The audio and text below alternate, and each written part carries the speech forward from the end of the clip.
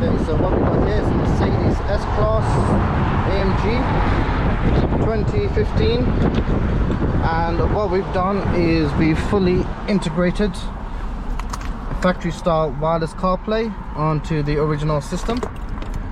So as you can see, that is the original screen and it's fully wireless. So when you hold down the back button,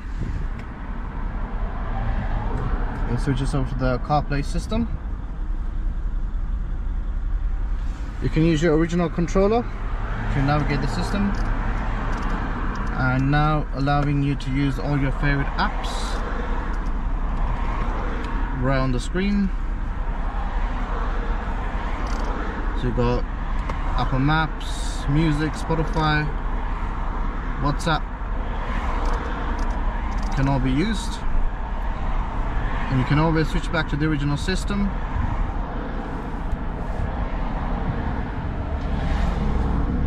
And also retains your original camera.